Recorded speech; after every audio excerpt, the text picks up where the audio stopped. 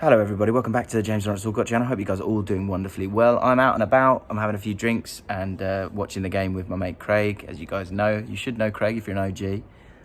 So I just popped outside just because it was Belgium-Italy and it's a huge game, and I did have a few thoughts on it. So get involved in the comments. I'll be keeping an eye on them because basically I'm going to look at both teams here and explore it a little bit. And I'm trying to figure out the difference between, is this Belgium team and the cracks and the sort of weaknesses that we wondered might reveal themselves, were they revealed because Italy was so good, or because they are just there for all to see and could be kind of exploited by any team? Because this Belgian team, I think we saw a few clues in the Portugal game, certainly when De Bruyne went off, that they were kind of struggling, retreating quite a lot. And if you go check out that video I did about the Portugal-Belgium game, you could see from the average positions that Belgium were quite deep.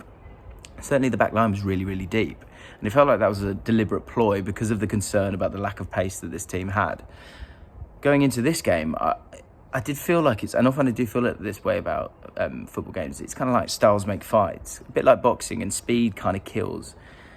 And the weaknesses of Belgium, I just can't figure out if it's because Italy was so kind of fluent, so forward-thinking, had such pace in the way that they were playing, or if it was down to the fact that this is a creaky Belgian side that, again, have a look at my Twitter, have a look at the average positions of this game. If you go on SofaScore, you'll be able to see them on the mobile app.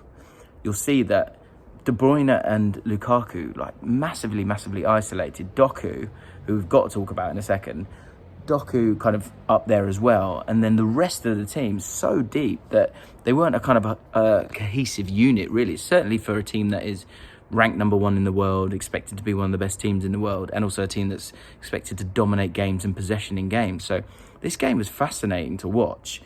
And Italy are a joy to watch. I think you'll see this all over the place in the next couple of days. The amount of injuries in both the Switzerland game and the Italy game, you can really see that these players are really kind of sort of, gassing out a little bit, to be honest, at this stage. Hamstrings going here, there and everywhere. Spinazzola in tears. It was heartbreaking to see because he knows that when you have those kind of muscle tears, it's over. It's 6 weeks minimum. So, but with Belgium, I saw this coming, but I kind of didn't want to believe it because they still had the quality of a De Bruyne, the quality of Lukaku, the quality of Tielemans as well. Witsel, I guess, another one coming back from an injury, but, great players, great names. But this is what I love about international tournaments, is that you can't just transfer teams in, and teams have cycles. And this team, I think in 2018, that really was it at its peak. Like, we know that now. And we thought they were kind of on the cusp of being over the hill. And I think now we know that as a collective, they certainly are. Because that back line struggled. It did struggle, but it didn't break, did it? It bent. And that could be down to Italy, who I just thought, as I say, were an absolute joy to watch. No one plays like Italy. They are so unique in how they play. And the goals, the goals were down to that unique style of play. Driving, forward thinking, the pace, the tempo at which they play. It's almost carefree. It's just sort of so well-oiled that you kind of go, carefree suggests the idea that they're kind of not sure what they're doing. This team is so certain in what they're doing that they play at an even higher tempo because there's no fear at any moment in time. It's unbelievable the way that they're playing. What's going to be interesting is the likes of Spinazzola, who's been so integral to them. If he's not in the team, can Emerson come in and do the same job? I think probably they can. And I think in a tournament where it's been about kind of mistakes a lot of the time and a lot of fine margins, and let's be honest as well, as much as kind of Italy had that thrust in the first half and you thought they were going to go completely out and destroy them all and finish them off. In the end, actually, in the second half, Lukaku's so unlucky twice with a cross where it just misses out on him, a chance where Spinazzola sort of stops it, fortunately, and it doesn't go back to Lukaku. So it is fine margins, and Martinez, I think, was relying on De Bruyne and Lukaku and Doku on the counter-attack. But this Italy team is just so balanced, so balanced. I know I keep talking about average positions, but they often do paint a picture and do reveal a lot. And the Italian one, if you look at their average positions, it's pretty much how you would draw up the lineups. And, you know, with those two wide players kind of starting off wide, Chiesa came in and looked fantastic. Insigne, we said at the start of the tournament, we said Italy were going to do something special, and we also said it was going to be Insigne's tournament. He was going to arrive at this stage and really make a statement. And with that goal, I mean, you knew what he was going to do, but Courtois, who is enormous, just couldn't stop it.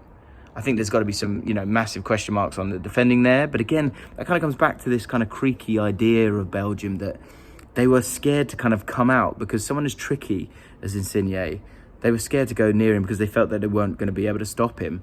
And he then picks his spot and scores an absolute screamer. Barella as well, another player we focused on in the previews. And I would go back and check those previews because I'm pretty proud of what we created there. And a shout out to Kai. Kai helps me out in a massive way with stats and bits and pieces like that.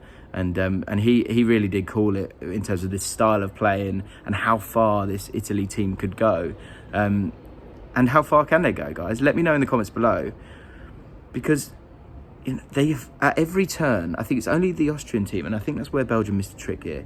Why didn't they play more possession-based football? Pack that central midfield, keep the ball, and slow down the pace of the game, because that's what Austria did, and played well defensively, and then they were able to stop them attacking. And this Belgian side looked scared, and that's why it defended so deep. And from that, two goals that, you know, Mancini would have written down. He would have said, Insigne, get the ball, cut inside and go for it. And I think that's probably the most exciting thing about Italy, is that they really do go for it. And they're reaping the benefits of it, because in terms of star power, they obviously don't have the same level in terms of the brands of a Mbappe or De Bruyne or whoever it might be.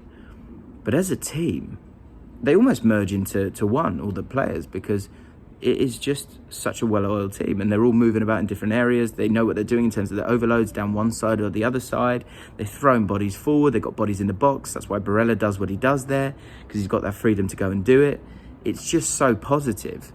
And of course, I want England to win this tournament, but if it's not going to be England, you've got to want Italy to win this, because, you know, Southgate and England, it's about being pragmatic more than anything else. For this Italy side, it's the complete opposite, and it's an absolute joy to watch. Final thing I got to say, Doku. Wow. This kid, I mean, remember the name, because he was pretty frightening throughout the game. You can completely understand why Martinez went with him, to give him that thrust and pace, to give him an outlet, and he looked absolutely fantastic. It was a joy to watch him as well. He's almost my man of the match, but I mean, I can't give it to him just because of that goal from Insigne and the performance from Italy. But Doku was right up there. I'm excited to see him play a lot more. But for Belgium, I think they're fortunate that there's a World Cup next year, because, you know, it is fine margins. Eden Hazard could come back and be fit, and then we've got a very different team. But the back line is a massive concern for Belgium. And can they change the way that they play when you've got Eden Hazard in the team and dominate possession and dominate games in that way? Will that get you over the line? I think teams are so organised now that you maybe need a little bit more pace and power in the midfield and also defensively to get yourselves over the line. That said, Italy, you know, they've got some old boys at the back and they don't seem to care. There's a real spirit with this Italy team, which just comes with tournament football and winning games. But I see them going all the way to the final, and I'd be amazed if anyone thinks different. Let me know, guys. Do you see this one differently? Do you think Belgium were unlucky? Let me know in the comments below. Subscribe to the channel if you've enjoyed this. Hit the like button as well. It massively helps, and I'll see you guys soon.